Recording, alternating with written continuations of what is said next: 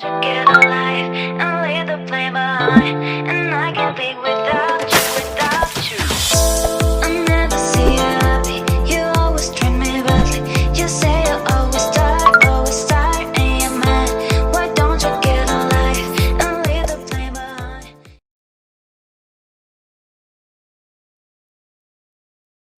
Assalamualaikum warahmatullahi wabarakatuh.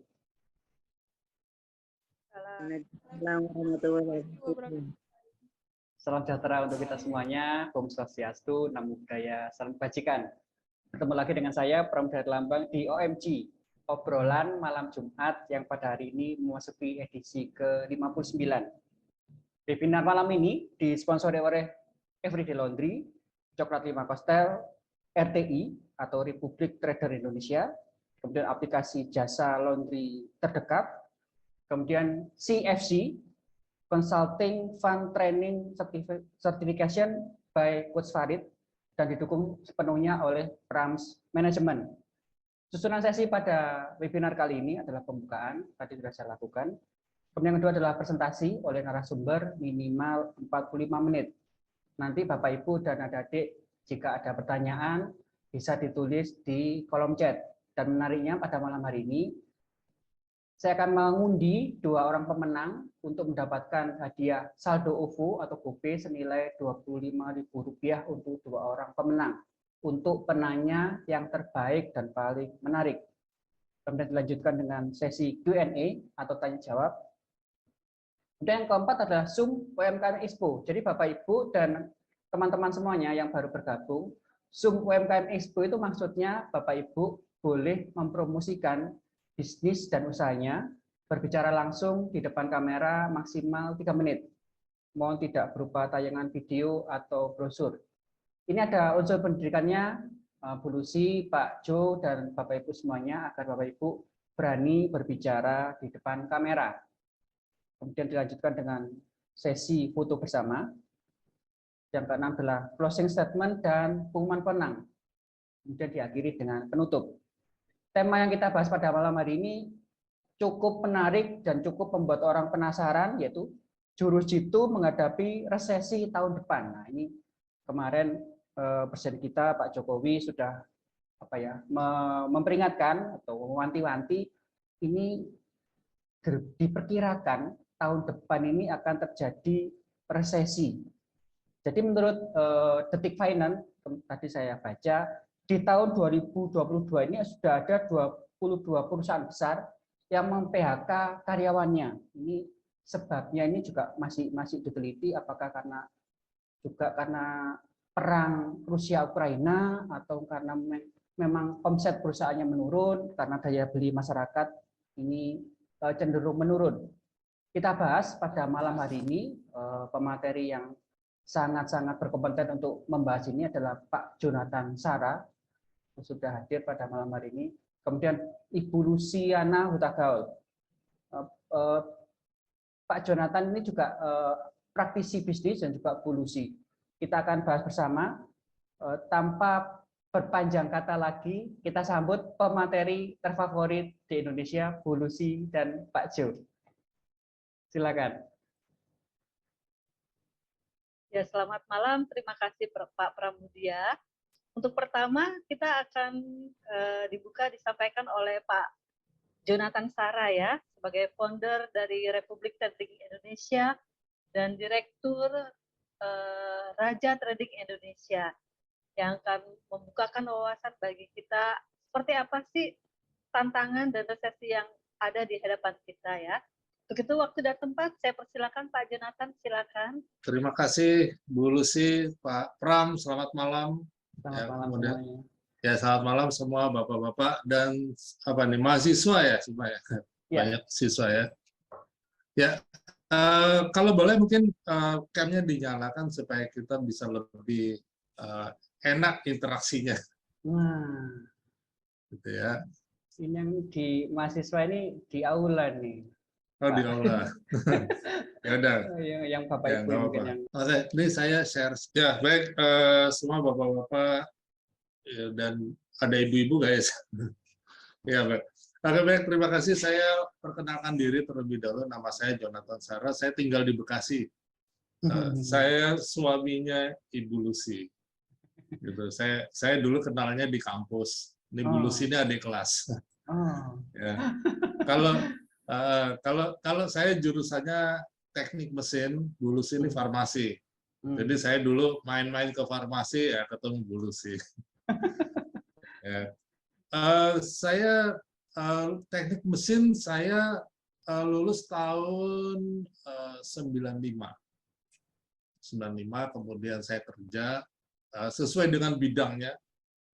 Karena saya di mesin, peminatannya konstruksi, saya kemudian kerja di grupnya Jaya Ciputra. Saya pegang divisi lift, pada waktu elevator, eskalator. Jadi memang sesuai dengan background pendidikan saya.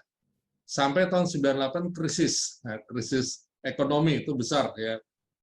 Krisis tahun 98, karena kita malam ini topiknya juga sedikit bicara soal krisis, saya bicara tahun 98. Krisis itu yang pertama kali terdampak adalah sektor properti dan konstruksi. Ya, konstruksi karena sebagian besar pembangunan gedung itu kan dan properti itu banyak pinjam duit dari luar negeri. Dan sehingga ketika dolar dari 1.200 naik sampai 4.000, itu di angka 4.000 itu konstruksi pada banyak berhenti. Gedung-gedung sampai di angka 6.000 rupiah, $1, 6.000 itu pembangunan gedung pada berhenti. Di Jakarta banyak tower crane tidak beroperasi lagi. Jadi gedung mangkrak, gedung yang kalau sekarang di Sudirman itu ada dekat gedung Hotel Melia kalau nggak salah, belakangnya itu ada menara BDNI dekat perapatan karet. Nah, itu baru 15 lantai, baru konstruksi saja sampai sekarang masih ada tuh. Nah, itu dulu rencana mau jadi gedung tertinggi 60 lantai, lebih tinggi dari BNI 46, itu berhenti. Rencana pembangunan Menara Jakarta yang akan jadi menara tertinggi di Kemayoran itu juga batal semuanya karena masalah krisis. Ketika 6.000 semua pembayaran payment dari lift, karena lift kita dari Jepang, pembayaran dengan dolar ini harus di refinancing lagi, dan pekerja juga reschedule, dan mulai ada pengurangan besar-besaran di kantor saya waktu itu. Dari 1.300 karyawan untuk bagian instalasi tinggal 200. Gitu. Dan saya ditawarin, Pak, kalau mau aman dari dari PHK, kita tawarkan Bapak kerja di Dubai. Gitu. Cuman 2 tahun nggak pulang. Pak, enggak deh, saya di sini aja. Dan akhirnya saya kena PHK juga. Kemudian ketika dolar naik sampai 10.000, yang kena itu dampaknya adalah di pabrik, industri. Industri pada berhenti, pabrik sepatu, pabrik itu pada berhenti, dan setiap hari mulai ada demo karyawan, demo buruh di depan Depnaker, Gatot Subroto. Kemudian ketika dolar sampai di 14.000, itu mulai bank pada panik semua. Dan kemudian sampai di 15.000, 16.000, 17.000, banyak bank yang kolaps. Nah, karena memang kondisinya seperti itu ya. Tingkat perubahan fluktuasi mata uang itu sangat luar biasa. Nah, mungkin Bapak-Bapak yang mengalami pada waktu itu mungkin masih ingat semuanya. Kemudian krisis lagi tahun 2004, kemudian 2008 itu krisis besar lagi akibat krisis subprime mortgage atau krisis perumahan, sektor perumahan di Amerika. Ini berimbas besar. Kayaknya 2008 kok nggak terlalu ngefek gitu ya di masyarakat. Padahal itu sangat besar. APBN Indonesia saja itu nombok 1.000 triliun gara-gara subprime mortgage. Dan banyak perusahaan-perusahaan yang kemudian tutup dan kemudian pindah tempat dan sebagainya, perampingan besar-besaran, PHK juga terjadi 2008. Nah, sekarang ramai lagi. Isunya mulai di krisis lagi. Nah, kita akan bicara itu ya nanti. Nah, Background saya selain teknik mesin, dan saya juga trading dari 2004, saya trading forex, trading gold, dulu juga pernah trading indeks saham, tapi saya lebih fokus di gold dan currency sampai sekarang. Saya juga founder dari komunitas dengan nama Republik Trader Indonesia, Bapak-bapak. Ini komunitas ini saya buat di grup Facebook, membernya 200.000 lebih, dan ini ada dari Aceh sampai Papua, ada semua. Jadi saya senang kalau saya pergi kemana-mana, saya ketemu dengan banyak orang yang kenal saya, walaupun saya nggak kenal, gitu ya. Kemudian saya instruktur di broker forex XM ini broker dari Rusia, gitu ya. Dan saya juga membuat sebuah perusahaan dengan nama Raja Trading Indonesia. Ini adalah perusahaan yang nanti rencana awal Desember saya akan launching. Produknya adalah sinyal aplikasi di Play Store, yang sinyal ini adalah sinyal trading. Jadi sinyal ini kalau di Play Store kita klik, ini akan langsung terkoneksi ke akun trading klien masing-masing. Dan sinyal ini adalah sinyal yang pilihan, sinyal yang sudah dianalisa lengkap dengan take profit-nya di mana, stop loss-nya di mana. Jadi semua orang nanti akan bisa trading. Gitu, dan cukup aman karena resikonya sudah terukur. Itu yang akan kita launching. Oke, kita akan bicara soal krisis. Nanti teman-teman kalau mau ada komen silakan ya, langsung saja. Jadi terutama buat teman-teman mahasiswa nih, ya. Sri Mulyani berisinya resesi ekonomi global 2023 sebenarnya sudah dimulai dari 2022. Bahkan perlambatan pertumbuhan ekonomi ini sudah terjadi ketika pandemik COVID-19 ini terjadi diblokir, apa sih istilahnya, jadi lupa saya. Jadi semua kegiatan dibatasi. Semua kegiatan ekonomi, bukan soal ekonomi, kegiatan masyarakat itu dibatasi. Istilahnya apa sih, PPKM ya? PPKM atau ya PPKM atau di istilahnya apa sih? Lockdown. Nah, kalau jadi ngeblank. Ya. Di lockdown. Lockdown ini bukan soal kesehatan saja, bukan soal manusia ketemu manusia dibatasi, bukan itu saja. Tapi lockdown ini yang lebih parah adalah berakibat kepada pembatasan kegiatan ekonomi. Negara atau orang yang disebut kaya atau negara yang disebut kaya itu bukan soal seberapa banyak dia punya uang, tapi seberapa besar perputaran uang di negara tersebut. Ya, jadi bukan soal nih Amerika punya banyak uang kemudian dia kaya, belum tentu. Yang paling utama adalah seberapa besar perputaran uangnya. Nah, Indonesia terkena dampak dan seluruh dunia terkena dampak sehingga pembatasan perputaran uang, perputaran ekonomi, perputaran perdagangan itu semua terbatas semua. Ini mengakibatkan terjadinya perlambatan ekonomi. Perlambatan ekonomi ini terjadi di seluruh dunia, bukan hanya Indonesia. Seluruh dunia dampaknya besar. Tapi kita mengucap syukur pemerintahan kita melalui Presiden Jokowi yang mempunyai kebijakan dari awal beliau memerintah sebagai presiden, yaitu kebijakan infrastruktur dan ketahanan daya pangan yang dibuat bendungan-bendungan.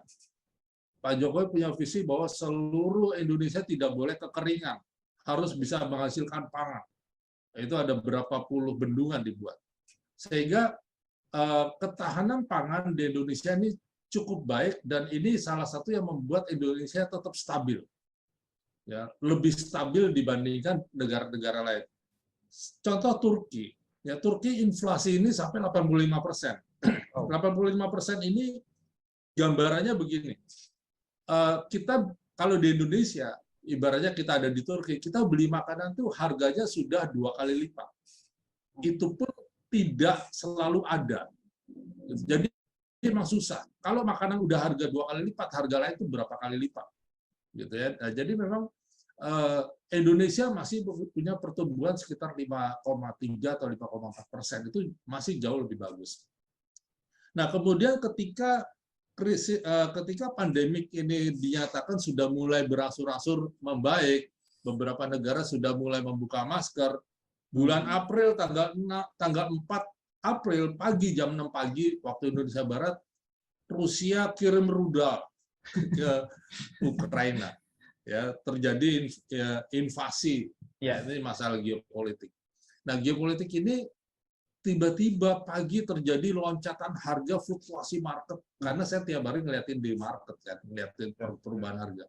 Jadi sebelum muncul berita di Detik, di media online, di market itu sudah kacau semua. Gitu. Biasanya kita kalau melihat di market terus ada kacau, ada apa nih? Gitu. Kita langsung cari berita. Oh, ternyata beberapa menit setelah itu baru kita ada informasi bahwa Rusia mengumumkan invasi ke Ukraina. Ya, itu sering kali terjadi. Kayak di bom London dulu tahun 2007, 2006 atau 2007 ya, itu itu, Pak. Ya. Ada ledakan di stasiun bawah tanah London sekitar jam 9 pagi waktu London. Ya, ingat. Begitu meledak, tiba-tiba indeks Hang Seng itu loncat, anjlok semua. Gitu. Kita yang lagi trading, ada apa nih, tiba-tiba anjloknya banyak sekali. Gitu. Kita cari berita, belum ada di berita-berita, kita cari di Reuters, ternyata ada bom meledak. Tahun 2008 ketika krisis subprime mortgage juga begitu. Dari bulan Januari sampai bulan Juli saya juga menulis di Kompas mengenai bubble ekonomi pada waktu itu. Ini harga-harga udah nggak normal gitu.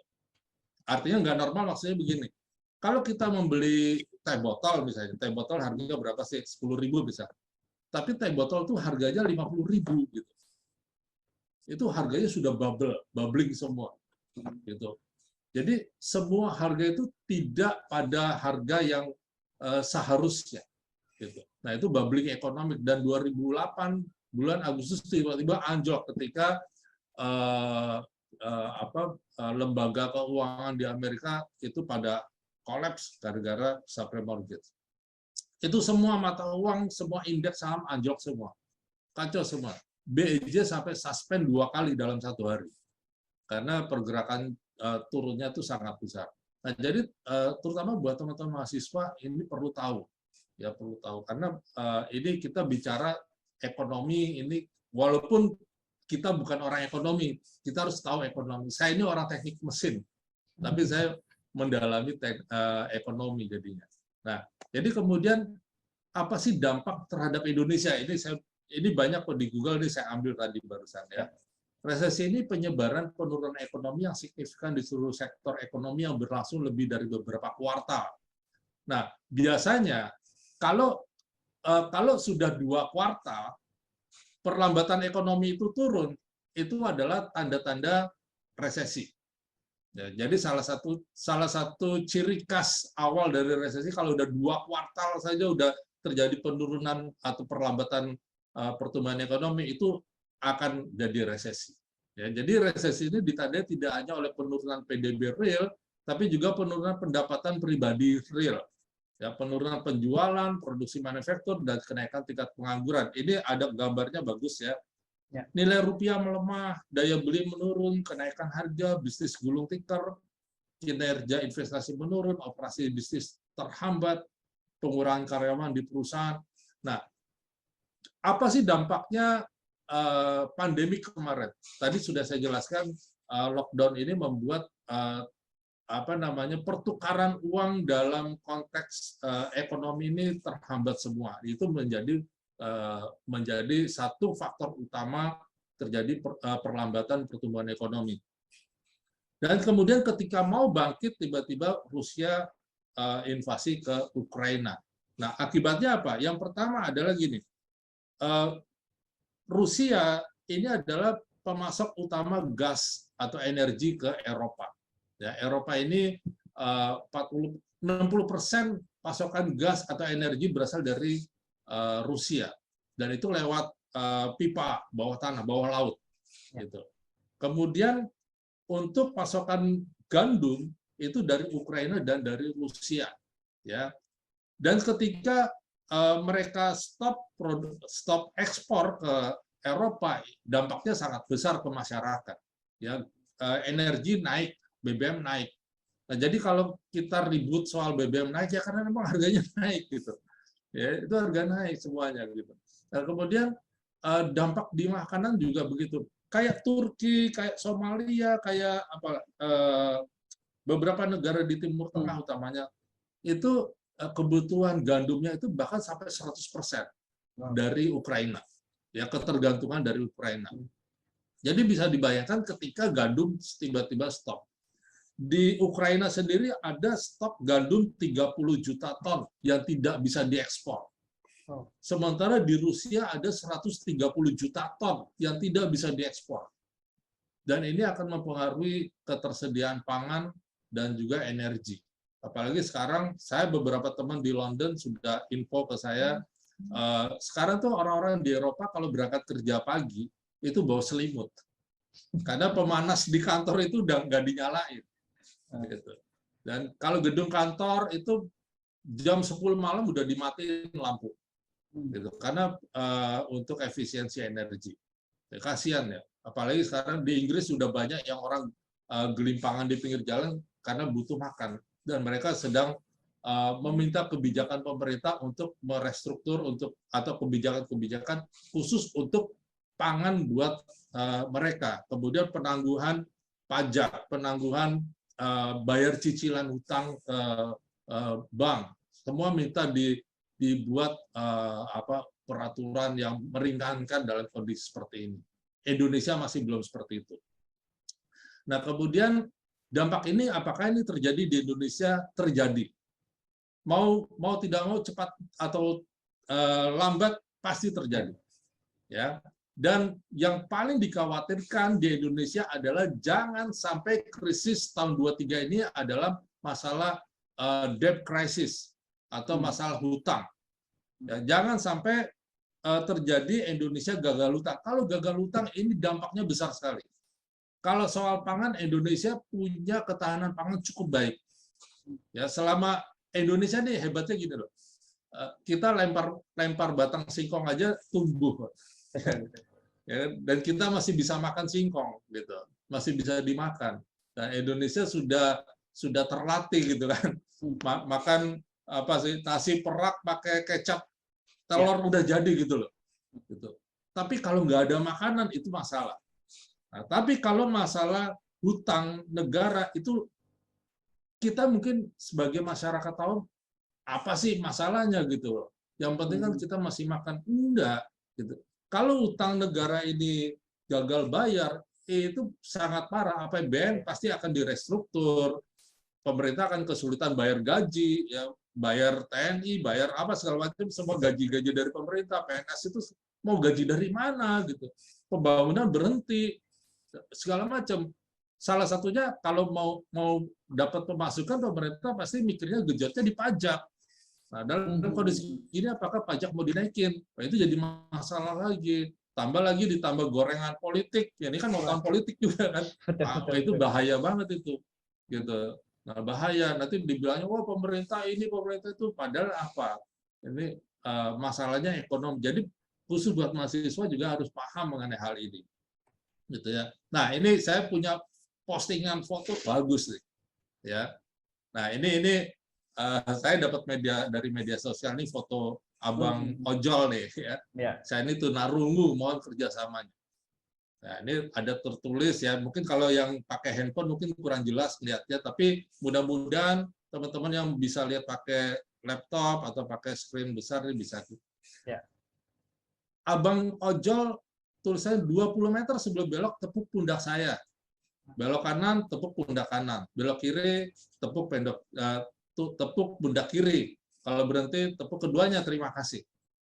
Nah, ini adalah gambaran semangat orang Indonesia. Gitu ya. Semangat orang Indonesia walaupun tunarungu dia masih kerja jadi abang ojol gitu. Nah, apa kaitannya saya bicara begini? Resesi ya. kalau usaha UMKM atau usaha-usaha yang sektor real atau di masyarakat, it's okay. Saya kira itu akan lebih safe, akan aman gitu, cukup aman. Yang nggak aman itu adalah kelompok-kelompok pengusaha, kelompok-kelompok yang kelompok golongan atas justru, yang punya pabrik, yang pengusaha segala macam.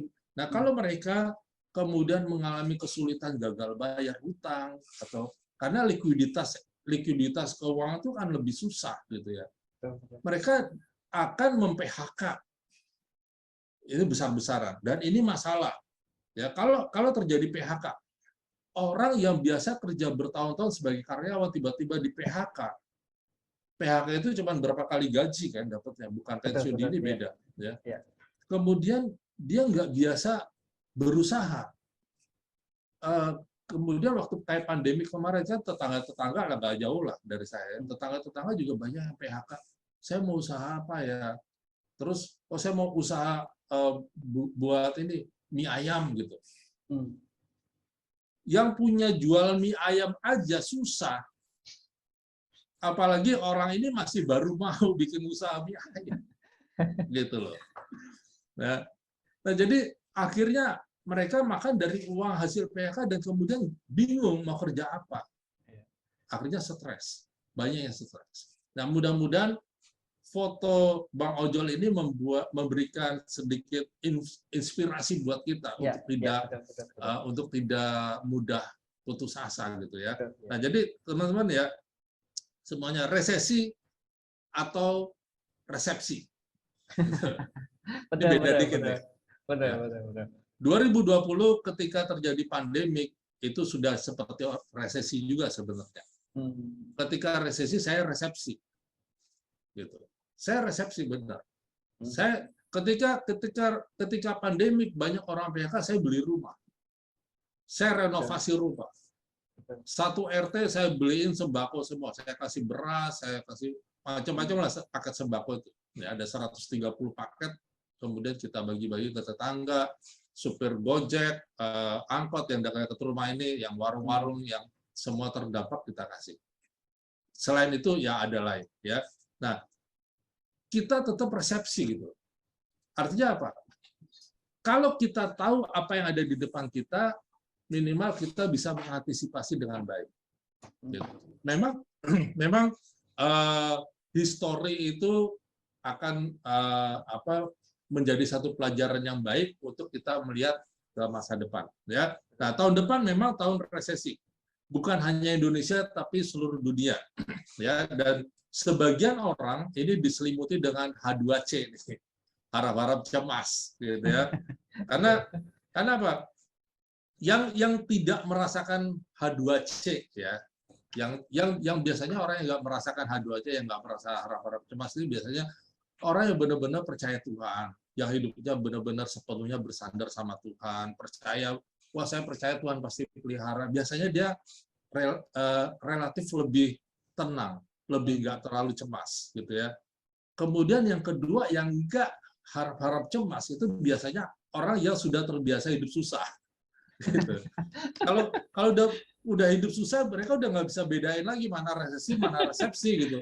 Nggak tahu resesi gitu ya. Saya hidupnya ya susah terus gitu loh, gitu kan. Kemudian yang ketiga adalah orang yang biasanya hidup sederhana, ya, hidup yang selalu penuh dengan syukur, ya. Kemudian hidup yang apa adanya dan selalu berharap sama Tuhan. Yang lebih penting mangan orang mangan, yang penting ngumpul gitu. Yang penting bisa ngopi udah gitu. Hidup sederhana. Dan hidup sederhana ini penting, ya. Makanya ini kan Presiden aja negor ke Kapolri sama jajarannya kan di istana. Ini semua jajaran Polri, tolong dari gaya hidup Anda tuh dijaga gitu ya. Itu gaya hidup, hiduplah sederhana. Ya, kalau jajan atau belanja atau ke mall, beli yang dibutuhkan saja. Ya, jangan apa yang dilihat dibeli, itu bahaya itu. Ya, apalagi kalau jalan sama istri itu harus dijaga tuh ujung jari. Karena istri ini nunjuk-nunjuk nih bahaya nih, beli ini beli. Gitu ya. Nah, kemudian yang tidak harap-harap cemas yang keempat adalah orang yang sudah mapan dengan pekerjaan atau dengan bisnisnya. Ya, ini udah mapan. Jadi semua yang dimilikinya ini udah terukur, ya. Dan yang tidak harap-harap cemas ini juga termasuk orang yang sudah punya harta 7 turunan nggak habis, gitu. Jadi mau resesi dia santai saja, ya boleh saja, ya. Nah mungkin ada yang lain-lain silakan. Nah tapi yang intinya adalah gini, tahun depan ini benar bahwa kita akan ada resesi, tapi kita harus bisa menikmati dengan sebagai resepsi. Bedanya cuma satu, bedanya cuma tipis antara resesi dan resepsi, itu cuma huruf P-nya doang. Ya. Kalau resesi ditambah dengan huruf P, jadinya resepsi. P-nya ini sih apa sih artinya? P-nya ini ada arti loh, ya. Yang bisa merubah resesi menjadi resepsi, P. P-nya itu yang pertama adalah peluang. Ya. Kita harus cepat tanggap melihat peluang. Saya waktu itu pernah ajak istri saya, yuk kita bikin bisnis apa nih? Kita duitnya nggak ada nih, terbatas nih. Bisnis apa? Saya pikir-pikir, oke, kita bisnis laundry yuk. Gitu. Istri saya bilang, bisnis laundry? Serius, Pak? Ya kenapa enggak? Gitu kan? Ayolah kita jalan-jalan naik motor di komplek. Dari ujung depan sampai ujung belakang ada berapa? 8 laundry. Terus istri saya bilang, Pak, udah 8 laundry di sini. Apa laku kita bikin laundry di sini? Apalagi kita baru, ini kayaknya laundry udah lama-lama semua. Gitu. Tapi saya melihatnya berbeda. Ada 8 laundry, berarti ada banyak pelanggan di sini. Ada banyak orang butuh laundry. Gitu. Maka kita bikin laundry yang ke-9 apa yang ke-10, saya lupa. Istrinya yang ngitungin tuh laundry ya. Kita buat di situ. Nah, tapi saya juga agak sedikit berani gitu. Jadi bilang kan kita namanya usaha mulai gitu kan. Kalau bisa kita beli nyicil dulu deh, mesin cuci, pengeringnya, peralatannya kita nyicil ya, cari mula gitu. Tapi saya tantang lagi istri saya. Serius gak nih jalanin laundry? Serius. Oke, kalau serius kita beli cash aja. Saya keluarkan uang tabungan saya semua. Uang tabungan saya hanya bisa buat beli peralatan dan saya cash semua. Artinya apa? Artinya nggak ada kata mundur lagi. Gitu. Maju ya wes maju. Gitu. Ya, jadi saya melihat peluang dan peluang itu benar dari usaha yang sebenarnya hanya usaha kecil lah, laundry. Apa sih laundry? Orang sering meremehkan. Ngapain sih nyuciin baju punya orang? Tapi dari laundry itu kita bisa hidup. Dari laundry itu bisa buat bayar sekolah, buat bayar listrik, buat bayar kebutuhan rumah tangga, dan semuanya tuh dari laundry itu tercukupi. Bisa. Dan itu bisa ya. Kemudian yang kedua, P yang kedua nih, kita bicara resepsi ya. Kita nggak bicara resesi, kita bicara resepsi. P yang kedua adalah pejuang. Ya. Apalagi teman-teman mahasiswa yang masih baru, ini anak-anak muda semua ya. Memiliki mental pejuang yang nggak pernah kenal kata menyerah apapun tantangannya. Saya waktu kuliah dulu, saya jualan. Saya jualan selop. Saya kirim dari Solo. Karena saya lihat di sana kok murah nih dari pasar Klewer di Solo. Kemudian saya jual di Jakarta nih. Itu waktu itu saya ingat di Solo itu harganya selop 1.500 rupiah. Waktu saya kuliah tahun 90-an.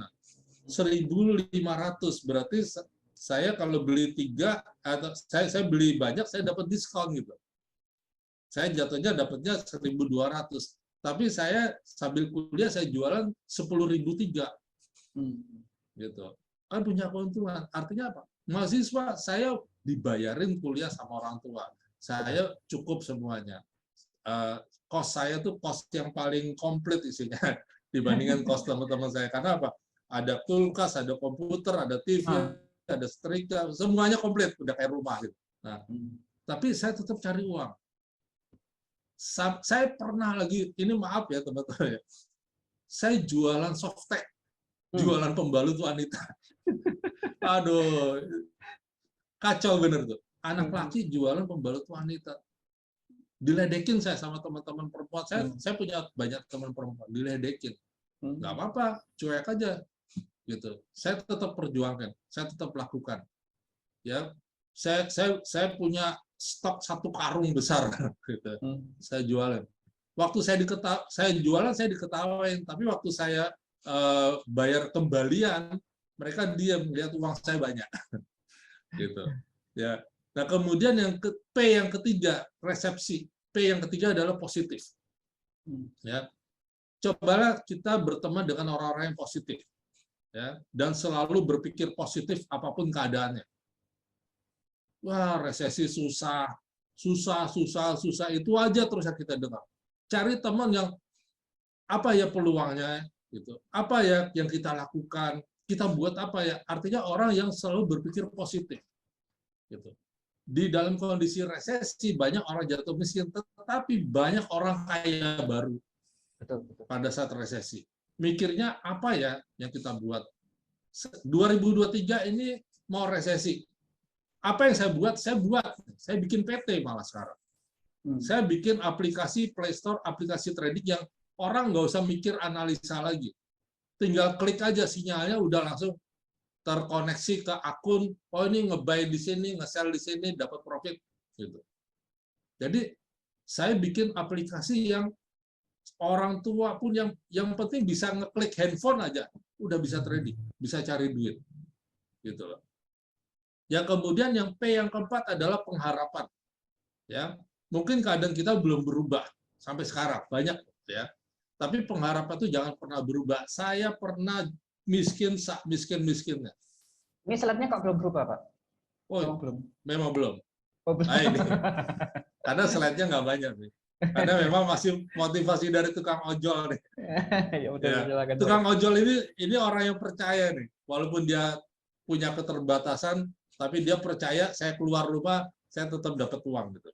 Ya, jadi dia percaya walaupun tukang ojol ini, walaupun dia tunarungu atau tidak punya keterbatasan, dia percaya bahwa ada peluangnya. Kalau diperjuangkan dengan selalu berpikir positif bersama orang-orang positif, ini pasti kita punya peluang, ya. Nah, kita punya pengharapan. Waktu saya miskinnya, saya makan saja dari bantuan orang.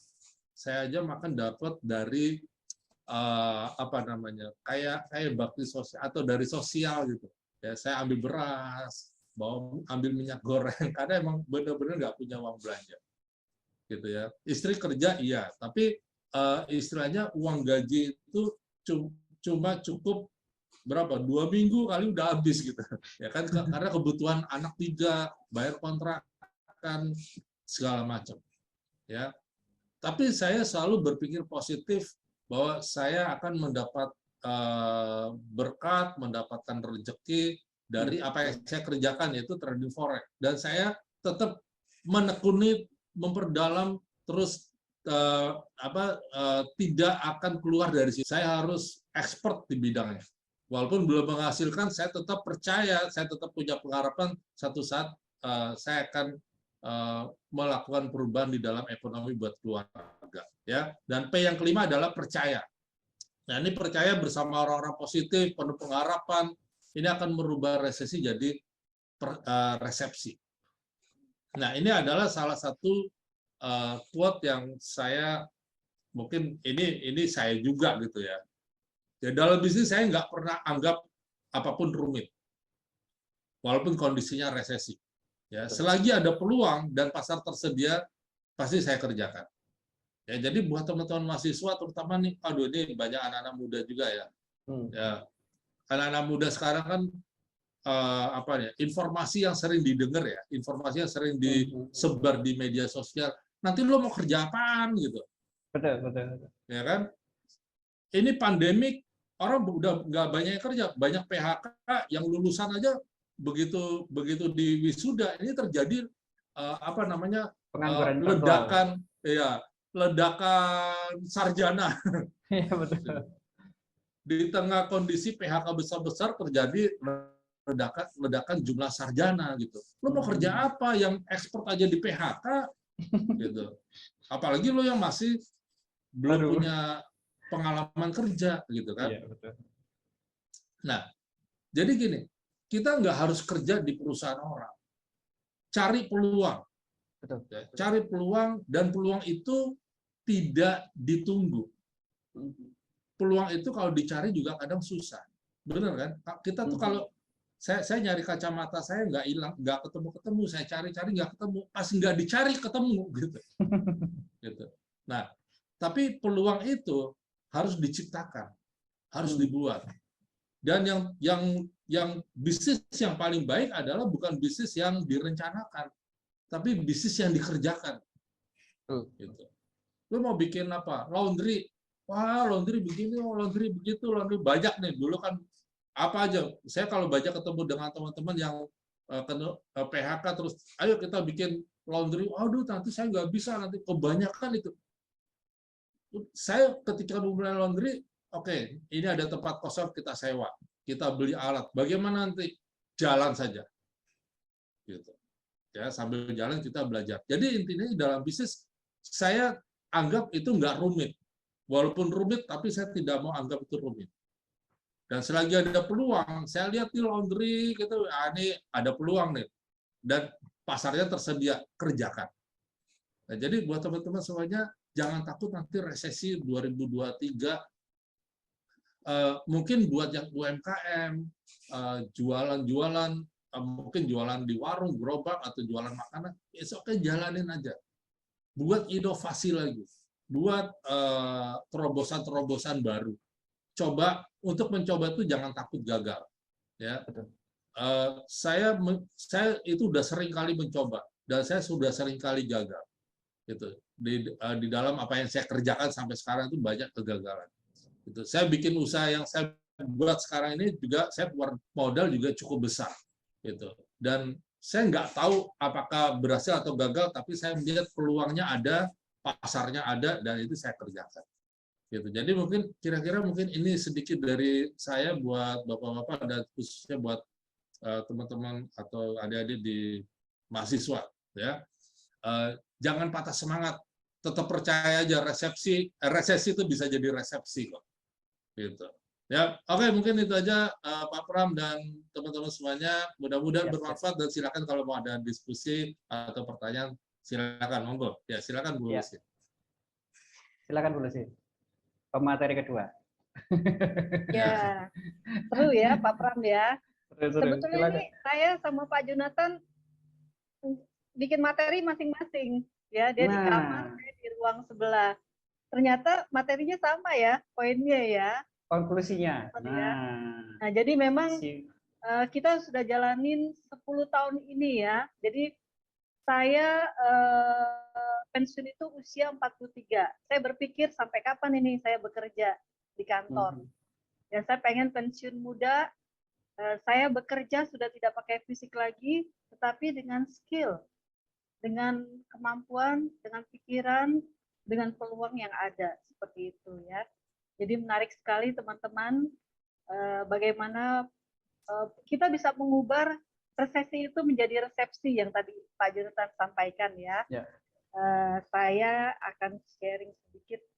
Ini ada pertanyaan ya. Oh ya, boleh. Boleh Pak Jonathan, silakan. Gini aja, dihabiskan dulu materinya Bu Lucy. Nah, biar Bu Lucy tidak penasaran, dihabiskan dulu materinya. Oh, ya. Ya, ini saya soalnya baru lihat di kolom chat. Iya. Maaf ya. Aduh, ini kita sampai jam 1 lagi, Pak. Ini sangat antusias sekali nih, teman-teman ini. Kita tunggu materi dari Bu Lucy, setelah itu kita Q&A.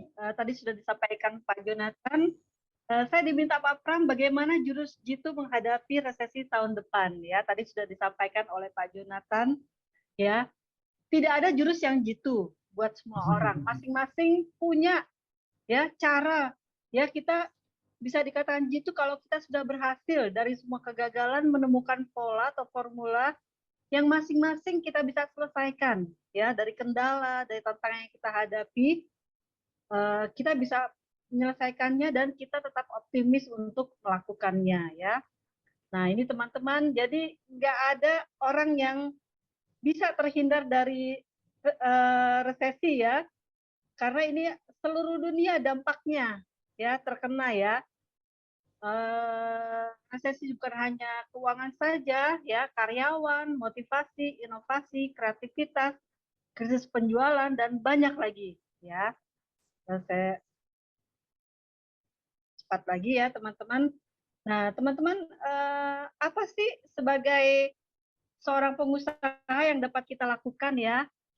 Tadi ada yang bertanya, Bu, gimana Bu, Pak, supaya kita bisa bertahan menghadapi kondisi yang ada ya. Yang pertama tadi kita miliki niat dan keyakinan yang kuat dulu ya untuk bertahan di dalam usaha kita ya. Memang banyak tantangan, banyak kendala kita hadapi. Tapi kita yakin bahwa suatu saat usaha kita ini akan berkembang. Kita optimis, kita jalanin ya. Yang kedua, ayo teman-teman kita beralih dari manual ke sistem ya. Kita banyak waktu habis di manual ya, terutama kalau UMKM nih, pengusaha-pengusaha teman-teman, kita paling sering banget cek pencatatan keuangan tuh keteteran ya, tidak terdata ya, karena kita masih mengerjakan manual-manual. Kita ubah ya, kita alihkan ke sistem untuk mempermudah sehingga kita punya waktu untuk memikirkan strategi-strategi yang akan datang ya. Kemudian memiliki kecepatan melihat peluang. Tadi Pak Jonathan udah bilang orang krisis ya, krisis sudah di depan mata, tapi orang kreatif bisa mengubah peluang itu menjadi uang ya teman-teman. Nah, alhamdulillah saya bersama teman-teman tergabung dalam proyek Rumah Usaha Indonesia ya, bersama 100 pengusaha Indonesia dengan 100 jenis usaha. Apa yang kita lakukan teman-teman? Kita melihat peluang-peluang yang ada di market ya, peluang-peluang yang ada di masyarakat, bisnis-bisnis yang banyak dicari orang tapi belum tergali ya.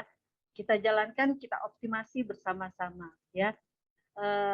Teman-teman pernah tahu nggak jasa perias jenazah? Betul. Ya. Nah, itu jarang orang tahu ya, karena orang taunya kalau meninggal taruh di rumah duka udah satu paket. Ya. Ternyata itu banyak dicari orang dan nggak banyak orang yang bisa melakukannya. Nah, saya terpikir gimana caranya ya melihat peluang bisnis itu ya, saya cari siapa perias jenazah di Indonesia. Ternyata ada satu yang terkenal, Kak Elsa ya. Nah, saya terpikir bagaimana caranya ya supaya banyak orang bisa menjadi perias jenazah selain perias MU ya, artis ya. Nah, kita ciptakan sistemnya yang bisa dipakai bersama-sama ya. Kemudian berani mengerjakan hal yang baru atau bisnis yang baru ya teman-teman.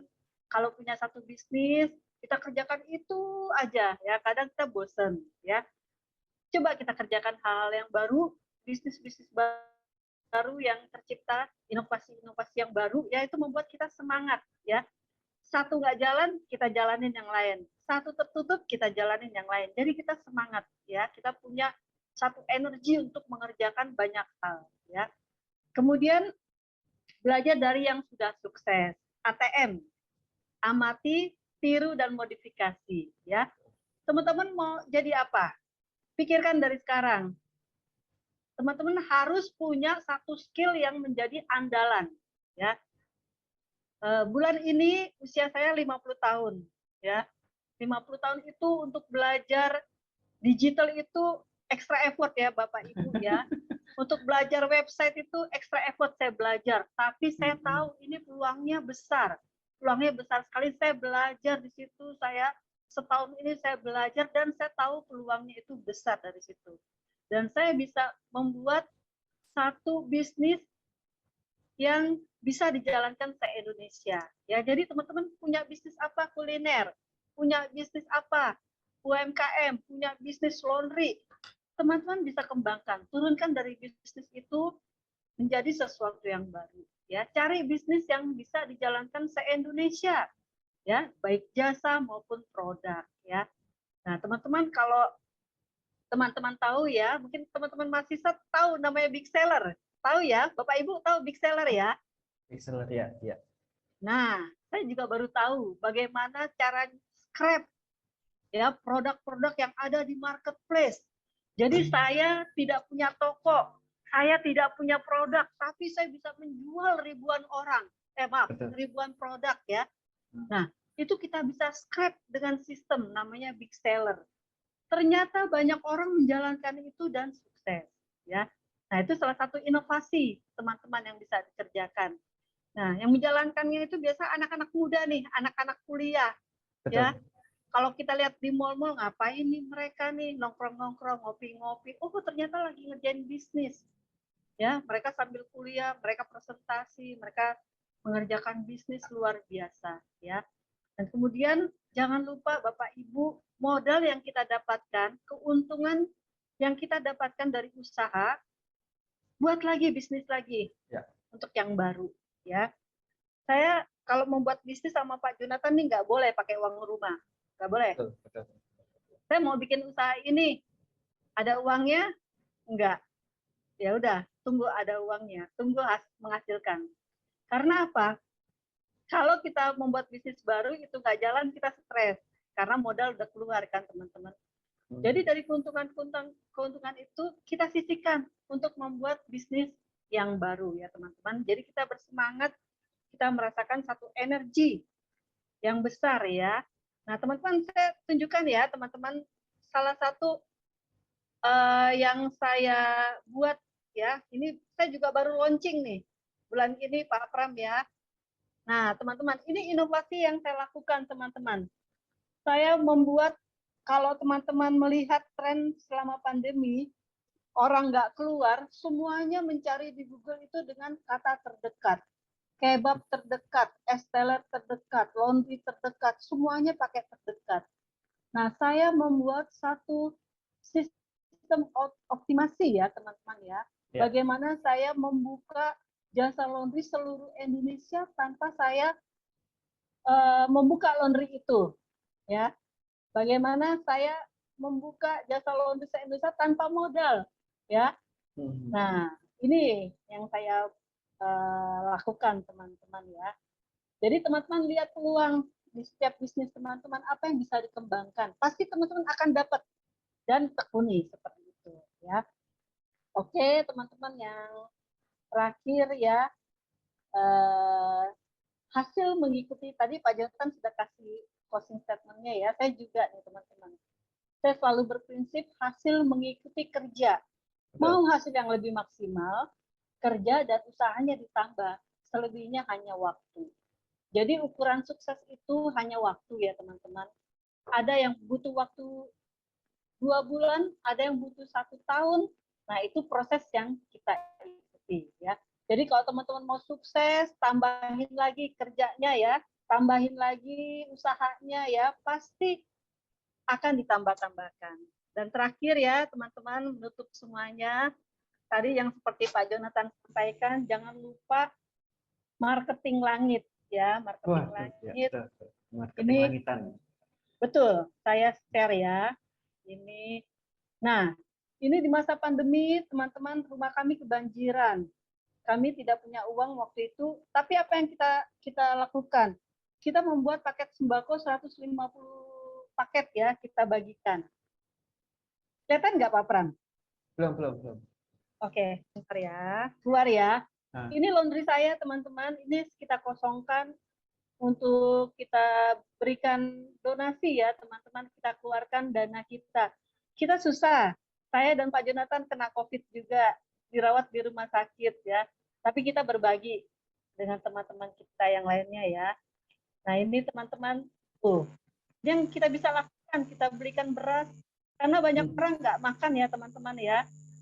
Ini kita bagikan door to door kedua RT nih, tetangga-tetangga. Itu teman-teman ya.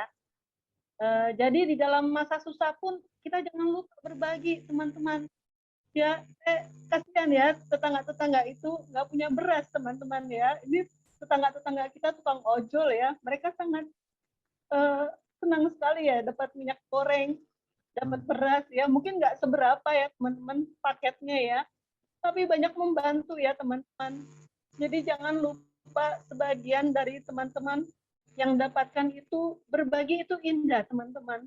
Bukan masalah ukurannya besar atau kecil, tapi ketika teman-teman memberi, itu akan menjadi sesuatu yang bermanfaat, berharga. Ya teman-teman, jadi kita akan mengubah resepsi ini menjadi resepsi, siap teman-teman? Ya, jadi lakukan apa yang ada, kita kerjakan, kita maksimalkan ya. Tadi Pak Jonathan sudah kasih 5P-nya itu ya, kita kerjakan, insya Allah ya tahun depan kita bisa hadapi semuanya dengan baik seperti itu. Itu aja Pak Oke. Pram yang bisa Wah. kami sharingkan. Semoga bermanfaat, memberikan motivasi buat teman-teman semua. Mantap sekali Kalau ini. ada perkataan yang kurang, mohon dimaafkan ya teman-teman ya. Terima kasih Pak Pram. Oke, wah ini materinya dan testimoni dari Bu Lucy ini sangat inspiratif sekali nih. Pak Jo dan Bu Lucy, ini pertanyaan di kolom chat ini banyak sekali ini ya. Kita simak sama-sama ya. Ini dari Pak Vicky dari Jogja, ini saya bacakan untuk Pak Jo. Boleh. Tantangan dan hambatan apa yang akan dihadapi dalam resesi di tahun depan setelah masa pandemi, skill dan kemampuan apa yang harus dimiliki? Silakan Pak Jo. Ya, kalau kondisi resesi ini sebenarnya lebih dirasakan secara langsung ya, itu dirasakan oleh para pengusaha, gitu. Dan dampak lanjutannya adalah kalau pengusaha itu melakukan PHK, itu dampak langsung. Ya, mudah-mudahan nggak jadi PHK gitu ya. Tapi kan ini sangat membuat H2C ini, harap-harap cepat ini. Saya kena PHK.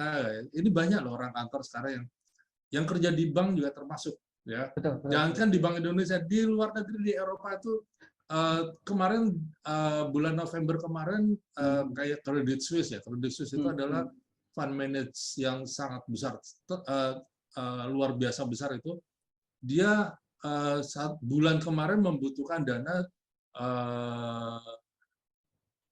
sekitar 100 berapa ya?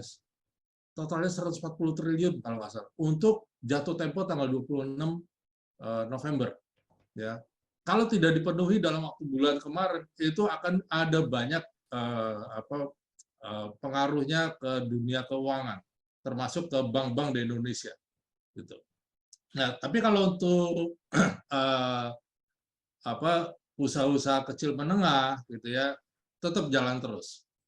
Yang terdampak langsung adalah pengusaha dan karyawan utamanya, gitu ya. Oke, saya langsung baca aja kali ya, langsung.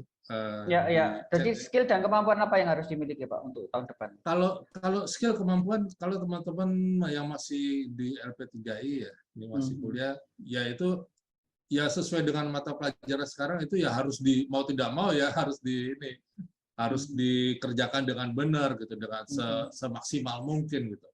Nah, kalau skill, sebenarnya skill apapun bisa lah. Ya. Yang penting bagaimana penerapannya di dalam kondisi sekarang ini. Maka kita bisa mengaplikasikan skill kita di dalam peluang yang ada, yang kita lihat. Gitu. Atau kalaupun tidak punya skill, yang masalah kan yang nggak punya skill ya. Nggak punya skill juga sebenarnya kalau kita niatin sungguh-sungguh tetap bisa. Yang penting niat, yang penting usaha, yang penting kerjakan dengan serius. Ya seperti yang tadi Abang Ojol itu luar biasa, inspirasi banget. Saya kira skill apapun, kalau Anda punya skill bagus pun, kalau nggak punya dorongan yang kuat untuk melihat peluang, melihat perjuangannya, percuma.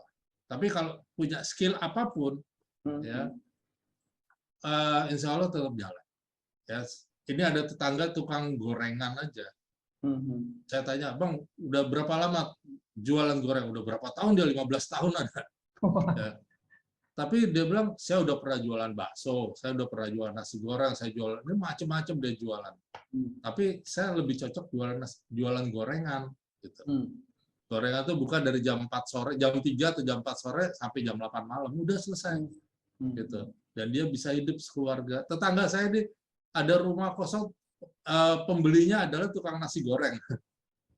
Tukang nasi goreng, dia biasa jualan dekat-dekat di komplek kita juga gitu. Kita udah biasa langganan beli nasi goreng di situ. Ternyata, loh, Mas Bewok yang beli di sini gitu loh. Itu apa nasi goreng. Jadi dia cuman skillnya ya bikin nasi goreng aja gitu. Tapi dia bisa bikin nasi goreng yang kalau orang lewat tempat jualan nasi goreng nengok gitu. Ini wanginya nih seru banget gitu. Kayak gitu. Ya, jadi saya kira skill apapun tidak ada yang spesifik skill, tapi paling tidak skill ini harus ada nilai lebihnya dibanding skill yang lain. Walaupun skillnya sama-sama gitu ya, sama-sama penjual nasi goreng. Ada jual nasi goreng dekat rumah kita juga, tapi sepi. Tapi kenapa dia bisa ramai? Karena apa? Ya banyak hal yang bisa ditambahkan di dalam skill dia menggoreng gitu. Gitu. Oke, siap. Ya. Ini ada pertanyaan lagi nih, saya bantu jawab. Cara menghadapi resesi di tahun 2023 tadi Pak Jo sudah menjelaskan dengan 5P. Peluang, pejuang, positif, pengharapan, dan percaya. Bapak Ibu yang tadi ketinggalan, untuk apa sih 5P ini, nanti bisa ditonton lagi rekamannya di YouTube Prams Management. Oh ya, Bapak Ibu yang menginginkan e-sertifikat, monggo silakan diisi absensinya, linknya sudah saya taruh di link kolom chat. Selanjutnya Pak Vicky, ini pertanyaannya banyak sekali ini. Dari Pak Vicky lagi, investasi apa yang dapat meminimalisir resesi di 2023? Tentang investasi, Ya. Pak. Kalau investasi ini bicara kita punya duit berapa dulu deh, gitu ya. Kalau saya bilang, oh investasi rumah, waduh, saya nggak punya duit beli rumah, gitu. Terbatas duitnya ya. Nah, jadi paling utama adalah investasi edukasi. Investasi otak nih paling penting. Ini utamakan dulu nih. Investasi leher ke atas ya Pak ya. Iya, di leher ke atas ini paling utama gitu. Kemudian kalaupun yang kita mau iseng-iseng lah gitu ya, uang kecil nih, tapi investasi ini sifatnya jangka panjang ya. Mau coba-coba ke cryptocurrency boleh gitu. Karena sekarang lagi penurunannya cukup panjang selama setahun, satu setengah tahun ya, sampai November Desember ini. Saya aja sekarang sudah mulai nabung beli Bitcoin. Gitu. Bitcoin ditukar lagi ke kripto yang lain gitu, ke koin-koin lain. Saya hold sampai 2025 gitu. Ya. Karena saya punya pengalaman 2017 saya investasi Bitcoin, kemudian saya tukar ke koin lain kayak Dogecoin gitu ya, 500.000, cuma 500.000 rupiah, dan itu jadi mobil. Gitu. Saya beli mobil cash dari 500.000 itu, gitu. Dari tahun 2017 akhir sampai saya waktu itu 2020 awal. 500 jadi 130-an juta lah. Ya. Tapi yang penting uang dingin, uang bebas. Nah, kalau mau tabung-tabung Bitcoin sekarang saya kira itu bolehlah kita cobalah gitu ya. Tapi uang dingin, uang yang ya uang-uang inilah, jangan sampai uang tabungan, uang belanja ya, jangan. Lagi uang dapur ya Pak. Uang dapur jangan. Oke, wah ini sangat inspiratif sekali ini. Selanjutnya dari Jawa Tengah nih Pak Jo, ada seorang guru namanya Bu Endang, ini di kolom chat ini. Ya. Dia tuh sebetulnya galau dengan lulusan SMK sekarang ini, dengan keadaan menjelang akhir di 2022 memasuki 2023 dengan banyaknya perusahaan yang mem-PHK. Ini sikap mental apa yang perlu ditumbuhkan untuk lebih bersemangat lagi di tahun 2023, khususnya buat anak-anak SMK nih Pak? Iya, memang dunianya beda ya. Kalau dulu tuh saya lulus kuliah kepengennya jadi kerja di swasta atau BUMN. Kalau sekarang orang kepengennya kerja jadi PNS. Gitu. Dulu saya nggak mau jadi PNS. Jadi guru juga nggak mau, padahal orang tua saya guru gitu. Nggak mau. Gitu. Saya maunya swasta atau BUMN. Tapi sekarang dunianya beda lagi gitu. Maunya kerjanya online di rumah, dapat duit banyak. Gitu. Oke lah, kita mau kerja apalah, tapi harus melek dengan online, melek dengan teknologi. Gitu. Jadi UMKM atau lulusan SMK mau bidang apapun, cobalah bisanya ya pinter bikin desain-desain secara pakai laptop kita ya, bikin desain gitu. Itu bisa jadi uang ya. Tapi intinya mental bergantung sama orang itu harus berkurang di situ. Kita harus bisa mengandalkan diri sendiri lah. Kalaupun saya tidak bisa diterima di kerjaan atau di kantor orang atau di perusahaan orang, saya harus bisa tetap survive gitu. Artinya kalau statement saya jangan takut tidak punya pendapatan tetap, yang penting tetap punya pendapatan. Saya kira itu sudah menggambarkan, ya. Jadi oke lah, saya nggak punya pendapatan tetap, nggak kerja kantoran, tapi saya punya pendapatan, gitu. Ya, saya tetap punya pendapatan, apapun kondisinya, saya tetap punya pendapatan. Lu PHK, lu berhenti kerja, nggak dapat pendapatan, saya tetap punya pendapatan. Itu konsep yang harus kita bangun di dalam diri kita sendiri. Gitu. Jadi kita akan berinovatif sendiri dengan mencari peluang lagi, mencari usaha lagi. Kita cari-cari peluang terus, dan tidak akan pernah berhenti mencari peluang. Ya, jadi memang meskipun lulusan SMK juga kita harus punya ini ya, keterampilan untuk berpikir positif ya. Jadi memasuki tahun 2023 ini cara berpikir yang bertumbuh, growth mindset itu juga harus selalu dikuatkan ya Pak ya. Ya, sama mungkin satu lagi yang penting adalah membangun relasi. Relation. Betul. Itu penting tuh. Ya. Kita mau tidak mau akan terbantu kok. Jadi kalau kita punya teman-teman dengan para pengusaha, orang-orang berbisnis, orang apa, walaupun usahanya ya misalnya usaha rumah, itu nanti akan kita lihat ada peluang-peluang yang kita bisa kerjakan. Saling menguatkan ya Pak ya. Iya, gitu. Oke, ini selanjutnya ini ini banyak sekali. Ini dari Pak Vicky nih. Kalau terjadi resesi di Indonesia, pencegahannya gimana Pak? Pencegahannya nggak bisa dicegah Pak.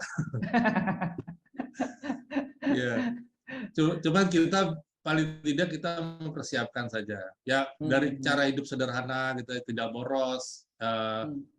Karena yang namanya uang itu jadi raja resesi ini. Ya, cash is king itu berlaku, gitu. Apalagi kalau orang punya duit banyak nih, ngelihat orang yang butuh duit, terus dia jual rumah banting harga, dia beli tuh rumah, gitu loh. Karena memang orang butuh duit, ya, gitu. Apapun bisa dijual murah. Yang biasanya yang punya duit. Saya kok teringat ini Pak ya, cash is king, cash flow is king kong, itu gimana tuh Pak? Iya. Ya memang betul Pak, krisis itu bisa bikin orang kaya. Saya ingat tahun 98 dosen saya ya, itu saya walaupun waktu itu belum terlalu paham mengenai resesi. Dosen saya itu dia jual rumah, padahal dia baru beli rumah, dia jual langsung, berapapun dia jual. Dia jual langsung, dia belikan dolar masih 1.200, 1.300 dia belikan. Ketika dia belikan sampai di 15.000, dia ambil dalam bentuk rupiah, terus dimasukin ke deposito. Deposito itu bunganya 45% sampai 50-60% itu. Saya ingat. Gitu. Nah, setelah dapat bunga gede, 3 bulan dibungakan itu, orang-orang pada jual rumah. Karena terlilit utang. Sehingga rumah itu bisa, saya ingat ya, rumah di Bintaro aja waktu itu dijual 100 juta. 100 juta itu kalau Anda bayar cicil selama 5 tahun, enggak, selama 5 tahun 100 juta, setelah 5 tahun dibalikin 100 juta. Sama Ciputra. Karena apa? Dia terlilit utang untuk bayar utang luar negeri. Butuh uang gitu. Dan kondisi itu kemudian dimanfaatkan dengan dosen saya, dengan dia mencairkan deposito, dia beli rumah 2. Jadi dalam hanya waktu 6 bulan dia jual rumah 1, 6 bulan dia bisa beli rumah 2. Wow. Dengan luas kaflingnya, satu rumah itu 2 kali lipat dari rumah dia yang dia jual. Wow. Gitu. Jadi kaya dia 6 bulan karena dia memanfaatkan kondisi gitu.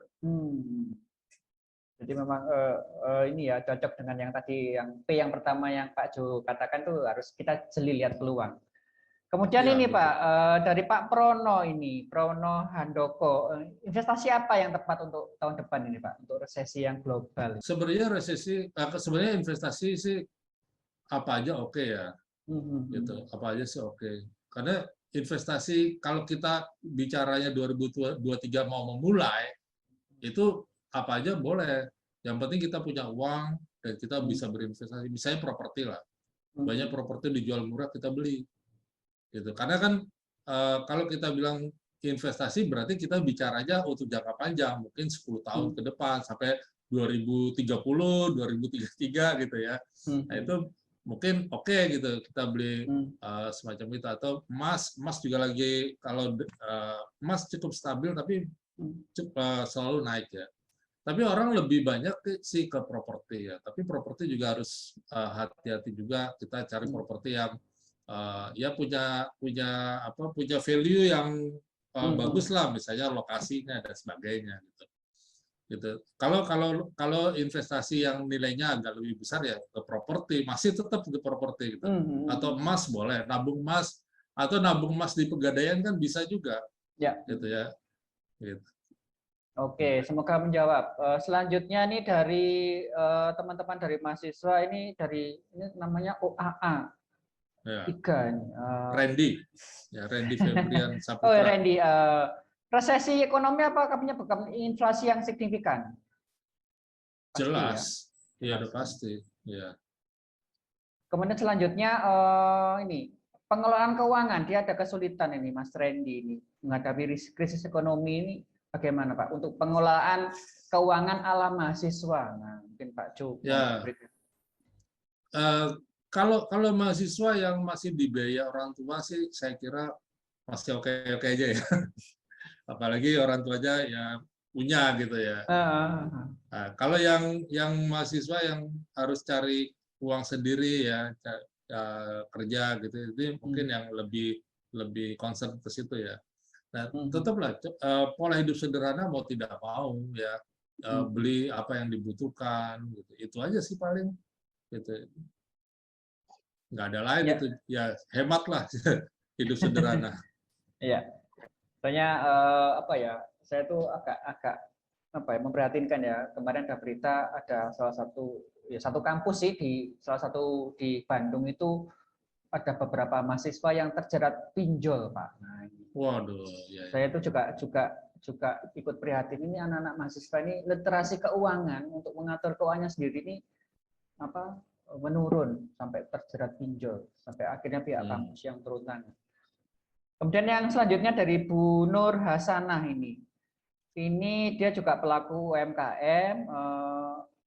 Dia mohon sarannya bagaimana agar UMKM di tahun 2023 itu tetap berkembang. Kemudian peluang apa saja yang sekiranya bagus menurut Pak Jo, silakan. Ya, karena kan UMKM ini kalau resesi terus daya belinya kan orang kurang ya. Nah, memang itu akan pengaruh ya, terutama buat UMKM yang dijual itu adalah sesuatu yang sifatnya sekunder. Gitu. Tapi kalau yang sifatnya primer, orang tetap beli. Jadi cobalah dikombinasikan dengan barang-barang primer. Gitu. Misalnya kalau kita punya jualan toko, ya mulailah jual beras. Gitu. Selalu ada tuh, gitu kan, orang akan selalu beli beras.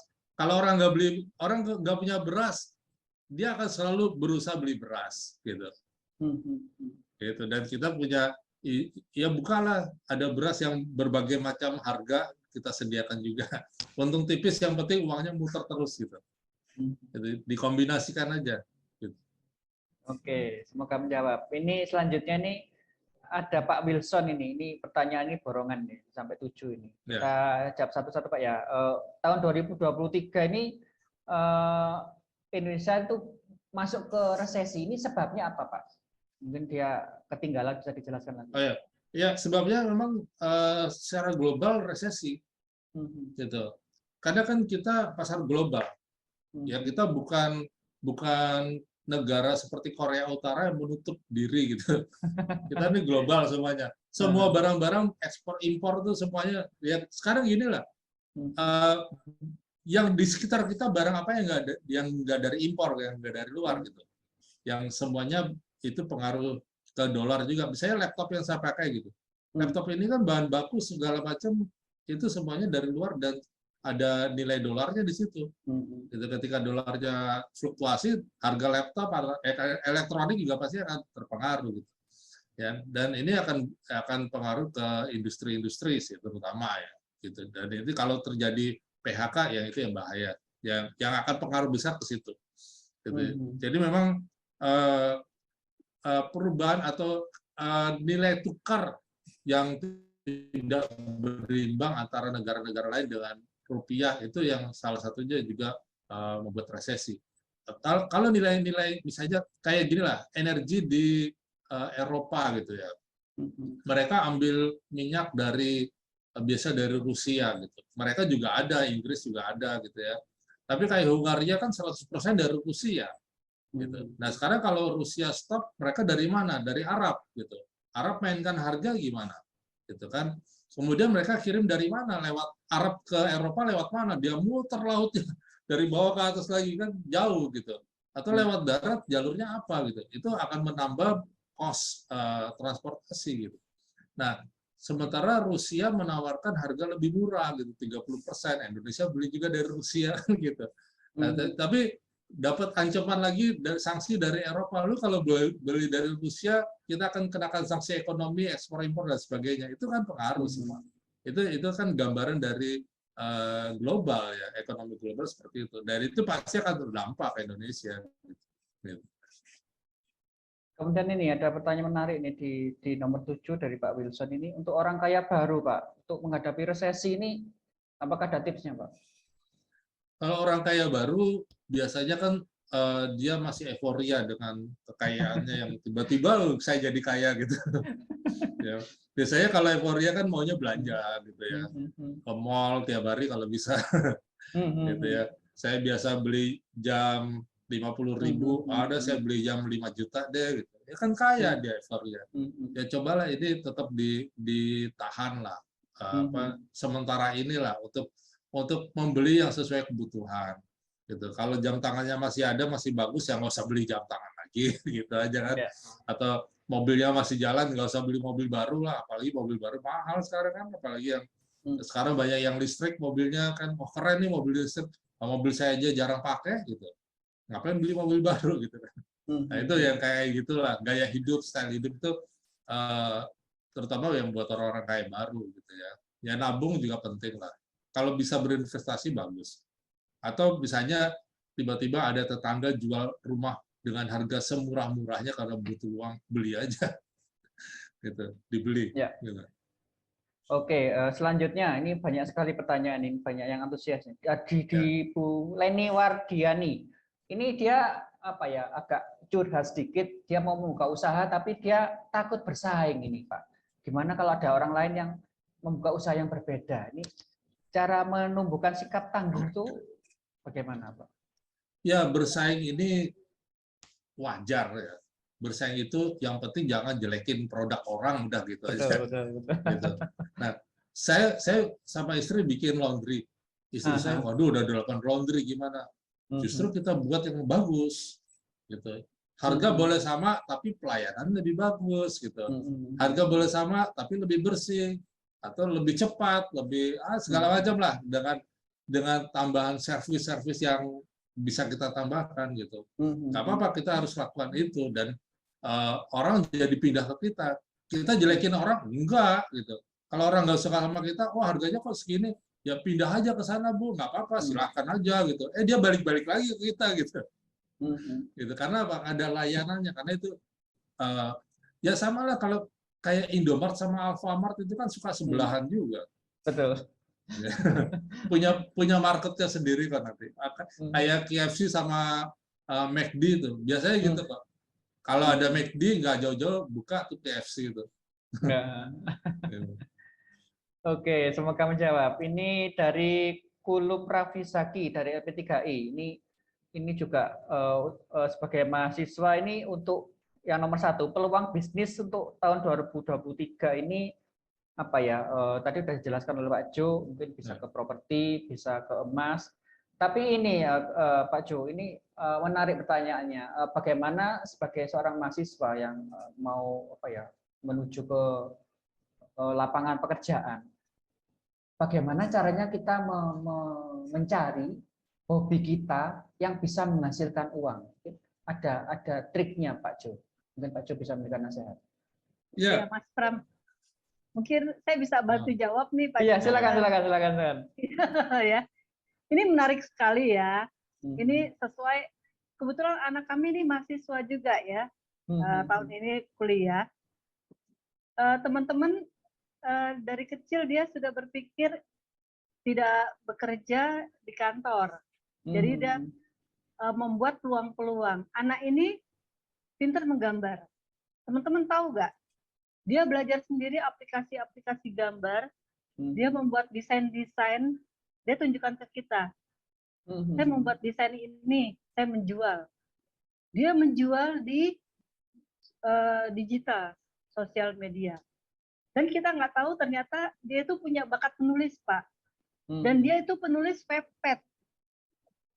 Wattpad, dia menulis cerita, ya, membuat komik, dan itu menghasilkan uang.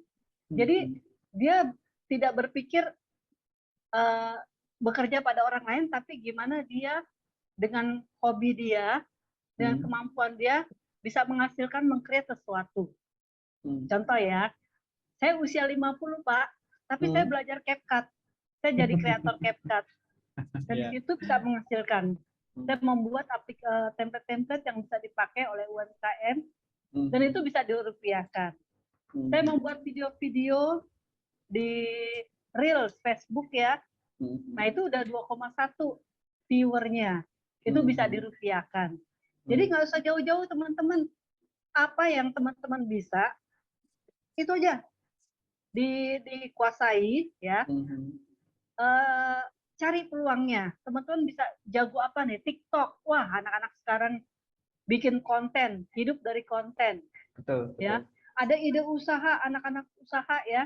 Dengan modal 90.000 dia bisa menjual banyak produk hanya lewat HP. Ya. Jadi ada jasa digital, bikin konten, influencer, jadi TikTok affiliate. Wah, banyak banget itu teman-teman ya. Gak usah jauh-jauh, itu bisa kita kerjain dari kamar kos kita, dari rumah kita. Ya, jadi buat teman-teman adik-adik mahasiswa nih lebih kreatif lagi. Banyak kok yang kita bisa kerjakan. Anak-anak sekarang pinter ya, Pak Jonathan bikin website ya, bikin desain itu jadi NFT, dijual ya. Nah itu keren sekali. Jadi gak usah cari-cari apa yang kita bisa lakukan, gali aja. Ya. Seperti itu. Itu Pak, silakan Pak. Ya, semoga menjawab ya Mas atau Mbak Pulum Raffi ini. Juga untuk nomor 2 dan 3 ini kalau saya bantu jawab, sama seperti Pak Jo bisa menggunakan prinsip 5P. Nah, kalau dengan 5P ini pasti pertanyaan 2 dan nomor 3 ini bisa terjawab ini. Kemudian ada lagi sebentar. Nah, ini dari Aulia Utari dari LP3E, investasi yang aman pada saat resesi itu apa saja selain properti dan emas, Pak Jo atau Bu Lucy? Oh ya, ini mengenai investasi yang aman ya. Ya. Kalau kita bicara aman sih, investasi itu kadang nggak aman juga sih. Ya, kalau intinya gini, kalau kita bicara investasi kan yang aman itu adalah yang returnnya dikit, yang kecil.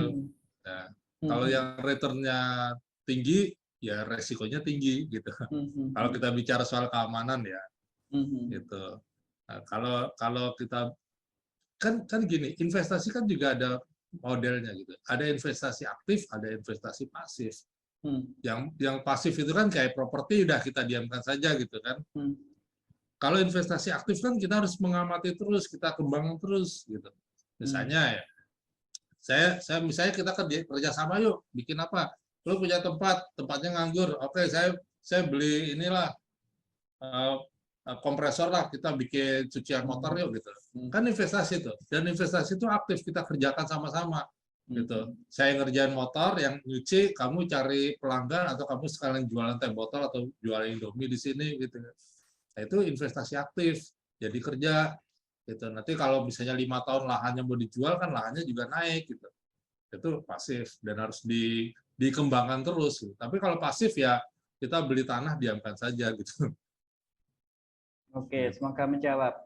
Ini dari Aulia lagi, cara mengukur tingkat inflasi yang sehingga tidak merugikan negara itu bagaimana, Pak?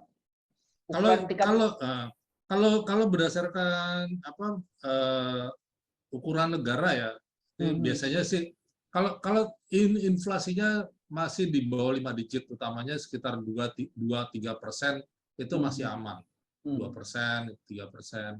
Tapi kalau inflasinya udah tinggi di atas 4%, di atas 5% itu udah, apalagi kalau ditambahin dengan tingkat pengangguran yang meningkat, wah itu udah jadi lebih parah tuh. Nah, karena resesi 2023 ini itu berpotensi terjadi begitu karena sudah terjadi, tanda-tandanya sudah lebih dari dua kuartal kan, perlambatan ekonomi, inflasi naik, terus kemudian terjadi pengangguran, pemutusan hubungan kerja, itu terjadi. Nah, kalau di Indonesia kan inflasi masih cukup terjaga, apalagi ditambah dengan adanya tingkat pertumbuhan ekonomi. Nah, yang repot adalah kalau tidak ada tingkat pertumbuhan ekonomi. Kalau misalnya inflasinya 2%, tapi kenapa ini jadi parah ya? Mungkin pertumbuhan ekonominya kecil atau tingkat penganggurannya bertambah. Tapi dalam kondisi ekonomi baik-baik saja atau tingkat pertumbuhan ekonomi baik, tingkat penganggurannya sedikit, inflasinya hanya 2%, itu ekonominya bagus. Gitu. Tapi bisa juga inflasi 2% jadi jelek karena tingkat pertumbuhan ekonominya lagi minus gitu. Jadi memang kalau kita bicara inflasi tergantung banyak hal ya, dari tingkat pertumbuhan ekonomi, tingkat pengangguran gitu. Itu segala macam lah. Oke, selanjutnya ini banyak sekali nih Pak. Enggak apa-apa ya saya teruskan ya. Dari aja. Muhammad. Ini antusias sekali nih peserta hari ini. Dari Muhammad Fauzan dari LP3I.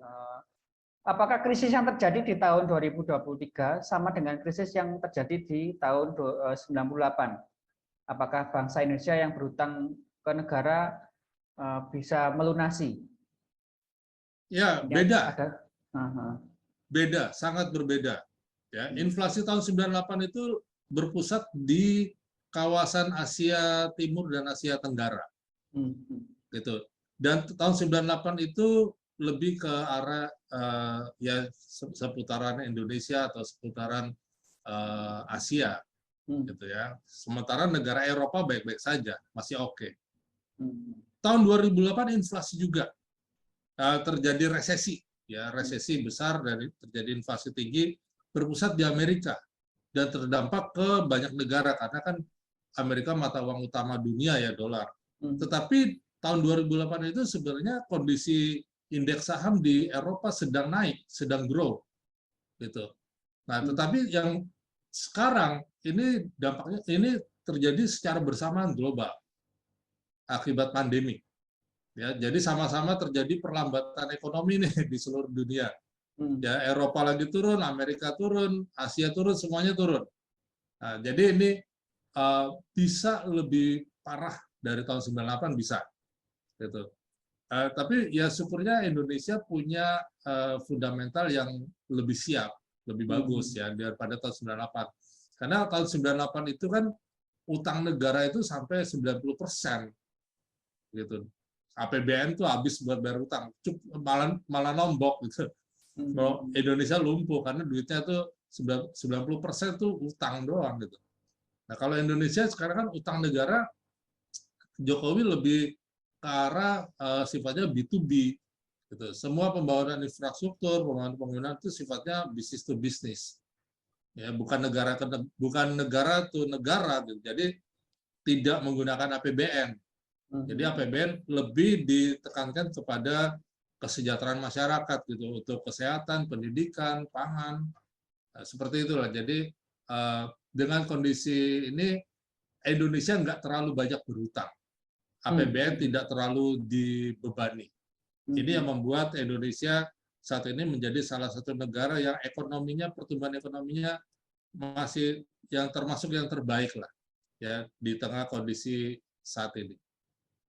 Oke, semoga menjawab. Ini yang kedua ini Pak Jo dan Bu Lucy ini Mas Muhammad ini sepertinya galau ini karena di 2023 dia sebagai mahasiswa ini dengan keadaan seperti ini yang banyak karyawannya yang dipecat, dia bingung setelah lulus ini dia mau kerja di mana, kok banyak pegawai yang di PHK, mau usaha ini kok bingung mau usaha apa, mungkin ada pencerahan nih Pak Jo dan Bu Lucy. Silakan. Iya, ya memang itu terjadi Pak. Jangan saya punya ponakan S2, cum laude, IPK-nya Oh. 4, Wow. 3,9 sekian, hampir Iya. 4. Iya. Ya. Nganggur sekarang Pak. Astaga. Gitu. Saya- Gitu nganggur. Ya memang Ah, itu yang dialami oleh banyak lulusan mahasiswa sekarang, karena memang kan sekarang ini sudah terjadi lonjakan kelulusan ya setelah pengangguran intelektual. pandemik 2 tahun gitu. Iya. Begitu wisuda lulus hore-hore, tapi pada saat PRK besar-besaran juga. Nah, dan memang mau nggak mau sih memang harus ya tahan mental ya, kreatif harus, itu mau nggak mau sih ya. Ya itu satu bentuk keprihatinan saya juga sebetulnya secara pribadi Pak. Gitu. Banyak anak-anak yang pintar-pintar ya, tapi intinya gini lah, kita untuk anak-anak muda ini yang harus lebih dituntut ya, sekarang dituntut lebih kreatif gitu, jangan malu Iya, lah. iya.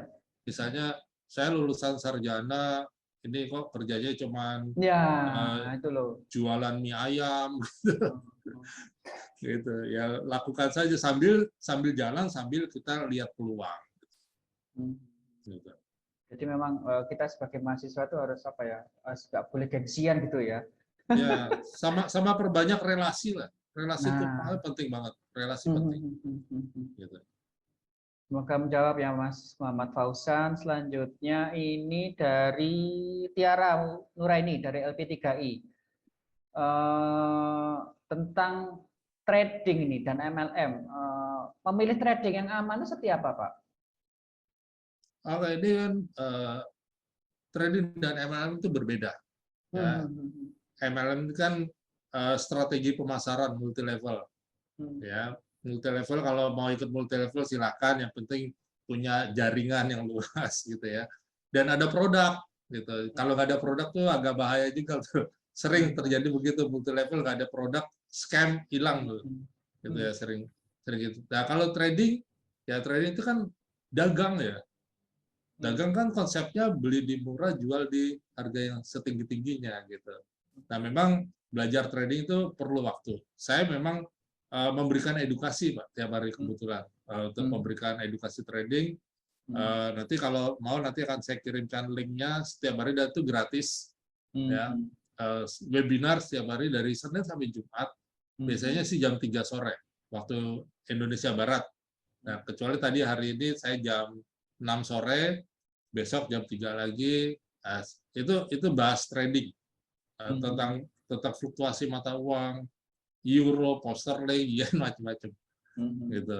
Nah, jadi kalau kita bicara trading dan multi level yang apakah ada yang berkaitan, saya sarankan hati-hati ya dengan tawaran-tawaran yang sifatnya bahasanya tuh pasti profit gitu ya. Nah, ya. Nah, itu jangan, nggak ada tuh. Itu bahasa apa ya? Bahasa kalbu. bahasa marketing, bahasa bahaya itu, sangat bahaya. Angin surga tuh Pak. Angin surga. Ya serius, dari itu biasanya salah satu ciri khas investasi bodong ya seperti itu. Ya, jadi investasi bodong itu menawarkan fixed profit, kemudian penawarannya itu dengan menggunakan influencer yang populer, atau mungkin artis atau pejabat dipakai juga gitu kan. Itu wah si ini ikut loh misalnya, wah si siapa sekarang lagi ngetop ya, bisa, wah Pak Ganjar ini ikut loh deposito kayak gitu kan, investasi, dan semua fansnya Pak Ganjar ikut semua pasti gitu. Habis itu scam gitu, wah itu. Ya, jadi ya apalagi janji-janji profit ya, wah ini 1% per hari, wah jual rumah taruh di situ hilang duit selesai sudah. Gitu, janganlah kayak gitu. Ya, silakan Bu. Ini kebetulan Pak Jonathan, kita punya program edukasi kampus to kampus ya Pak Jonathan tahun depan ya. Jadi kita akan memberikan edukasi buat adik-adik mahasiswa, seperti apa sih itu trading itu yang aman ya, menggunakan aplikasi. Pak Jonathan kebetulan menciptakan satu aplikasi di Play Store ya, yang membantu, jadi everyone can trade. Semuanya bisa trading ya Pak ya, mulai dari ibu-ibu anak muda ya, pengusaha. Nah, nanti kalau ada mau belajar mungkin next kita bisa buatkan khusus adik-adik mahasiswa kali ya Pak Pram ya. Ya. Karena mereka ini yang user friendly ya terhadap teknologi, kemajuan informasi seperti itu ya. Pak Jonathan ya Pak ya. Ya, boleh. Oke, selanjutnya dari ini pertanyaannya agak nyerempet-nyerempet ke politik ini mahasiswanya Coach Farid ini menarik nih dari Mas Yanda Nabila. Apakah resesi yang untuk tahun depan ini ada kaitannya dengan mega proyek IKN, Pak? Aduh, ini kalau menurut saya sih nggak ada kaitannya. Karena resesi gini loh, resesi IKN itu udah di prakarsanya udah puluhan tahun ya, dari zaman Pak Harto juga udah ada, Pak Karno udah punya cita-cita kan, Palangkarayanya udah ada jalannya, zaman Soekarno udah ada kan, gitu. Nah, jadi kalau resesi ini biasanya ya selalu ada siklusnya sih, kalau di ekonomi itu ada siklus tahunan gitu ya, biasanya siklusnya siklus 8 tahunan atau gitu, 2008 kemudian siklus 10 tahun, tahun 98, 2008 krisis lagi, terus sekarang 2023. Sebenarnya sih dimulainya dari 2020 karena pandemik sih. Ini agak unik sih. Nah, ini emang krisis tahun ini agak berat untuk recovery-nya, karena recovery-nya tidak bisa satu negara, tapi harus bersama-sama. Makanya kemarin di salah satu temanya yang dibawa oleh Pak Jokowi di G20 kan kita tumbuh bersama atau growing bersamaan gitu, kira-kira gitu ya. Karena emang nggak bisa sendiri. Nah, kalau IKN ini nggak ada kaitannya gitu. Ini Pak, menarik tadi Pak Jo mengatakan ini krisis ini seperti siklus, berarti kan sudah bisa diprediksikan Pak. Kalau untuk mencegah agar itu terjadi itu apakah bisa Pak? Mencegah bisa Pak. Itu sudah dilakukan oleh Pak Jokowi Pak. Gitu. Makanya ketika dia jadi presiden, program utamanya dia adalah pembangunan infrastruktur. Gitu. Karena visinya kan ini akan menghubungkan satu daerah ke daerah lain untuk menunjang ekonomi, kemudian distribusi pertanian, semua itu perekonomian itu jalan kalau transportasinya bagus. Dan itu kan juga membuat negara-negara lain tertarik untuk berinvestasi di Indonesia. Itu infrastruktur dibenerin, kemudian yang bangun pun bukan dari APBN, dari B2B juga gitu. Pinternya Jokowi itu gitu. Nah ini kan ini sedikit nyerem ekonomi, sedikit digoreng kayak ke politik kan sama orang. Wah ini Jokowi ini infrastruktur semua nih, kita nggak makan aspal kok gitu ya. Kita nggak makan jalan tol. Padahal jalan tol itu yang bangun siapa, uang siapa, kan bukan APBN juga gitu. Itu saya sering kasih pemahaman buat teman-teman mahasiswa yang juga sering kali ya terprovokasi, jadi pemikiran logikanya sering kali ditinggal karena provokasi kan gitu. Jadi gini loh, kayak misalnya saya punya lahan gitu 1 hektar gitu, saya nggak apa-apain. Kemudian ada orang yang punya ide brilian, Pak kita jadikan tambak udang aja di sini gitu. Oke. Terus saya cari investor dari Cina. Oke, saya akan investor, lu bikin tambak udang. Investornya dari Cina, tenaga ahlinya dari Jerman, tanahnya tanah saya, yang ngerjain orang di kampung saya gitu. Dan prinsipnya bagi hasil, saya nggak keluarin duit. Nah, kalau misalnya ini panen, ini kan semua tenaga kerja dibayar warga kampung saya, yang bayar dari Cina. Kalau panen bagi hasil, wajar dong. Kalau nggak panen gimana? Ya sudah, gagal panen. Cina resiko dia gagal investasi. Saya nggak kehilangan tanah saya gitu. Ini tetap tanah saya. Nah, Jokowi kan begitu. Ini tetap tanahnya Indonesia. Gitu. Silakan Anda bangun jalan tol. Gitu. Kita buatkan undang-undangnya, izin-izinnya kita buat, Anda bangun jalan tol, investasi di sini. bagi hasil sama berapa puluh tahun itu jadi milik kita semuanya. Yang kerja orang-orang Indonesia gitu, ya kan, utama karya, Wijaya Karya kerjain semua gitu loh, itu bagi hasil, nggak pakai APBN gitu. Ya, jadi itu yang dilakukan oleh Jokowi, dan APBN dialokasikan khusus kepada pendidikan, kesehatan, pertanian, sektor seperti itu semua gitu.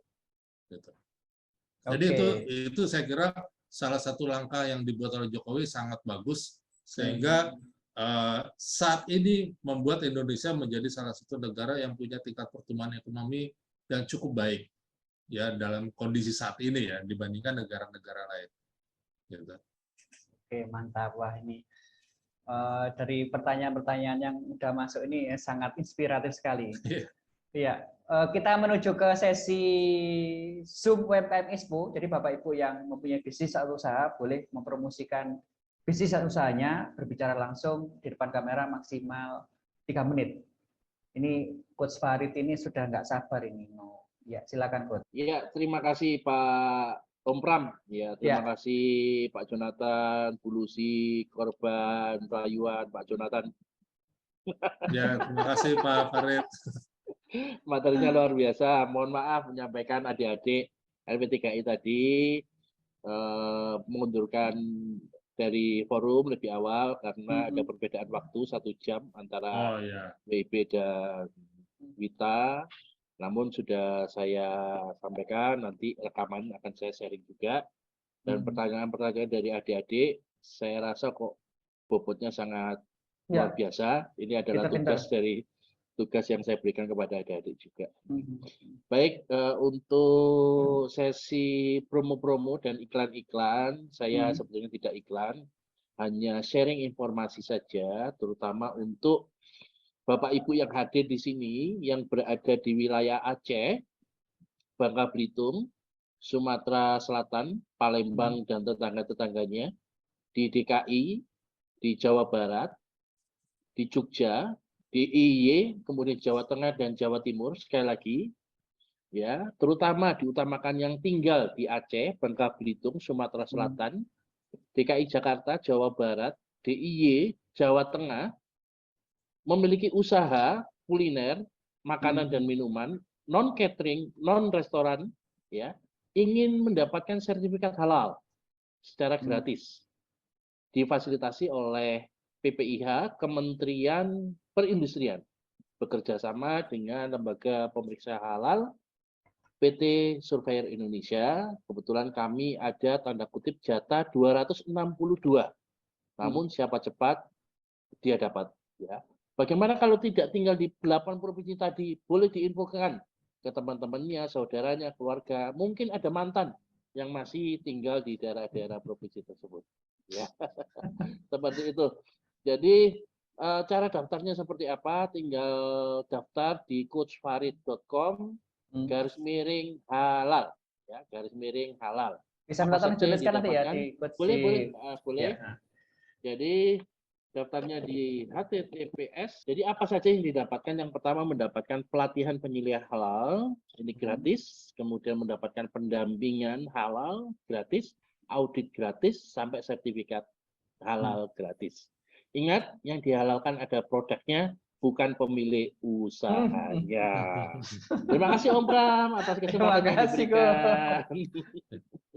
Ada yang lain Bapak Ibu yang mau promosi? Nah, ini Pak Bambang Surya sepertinya sudah siap nih. Mau nggak Pak? Oh, enggak. Ada yang lain Bapak Ibu silakan. Jadi Bapak Ibu yang mempunyai bisnis kuliner untuk memerlukan sertifikasi halal bisa diklik di coachfarid.com/halal. Gratis. Pak Bambang tadi itu angkat tangan minta dihalalin juga kayaknya. Oh, astaga. Pak Wilson ada yang mau ditanyakan, silakan. Ya, oke, baik, terima kasih buat teman-teman semuanya. Jadi mungkin ini saja yang saya mau sampaikan buat Bapak Ibu, juga rekan-rekan mahasiswa, nggak perlu takut masuk ke dalam masa resesi. Karena nanti ke depan akan ada lagi kok resesi. Mungkin 10 tahun lagi itu akan ada terus resesi gitu ya. Tapi yang intinya adalah bagaimana kita menghadapi resesi, kita rubah menjadi resepsi dengan 5P tadi. Kemudian punya sikap untuk jangan takut kita nggak punya pendapatan tetap. Gitu. Yang penting kita tetap punya pendapatan. Artinya kita harus kreatif apapun kita kerjakan. Abang ojol yang punya kekurangan aja dia masih terus bergerak ya, nggak patah semangat, apalagi kita semua, apalagi rekan-rekan mahasiswa masih muda-muda, luar biasa, hebat-hebat, ya pasti akan lebih semangat semua. Ya mungkin itu aja Pak Pram dan teman-teman semua Bapak Ibu. Mudah-mudahan bermanfaat apa yang saya share pada malam hari ini. Ya, terima kasih, selamat malam. Selamat malam. Bu Lucy ada closing statement singkat saja? Saya singkat saja. Jadikan peluang menjadi uang. Dah itu aja. Pikirkan peluangnya apa dan jadikan uang.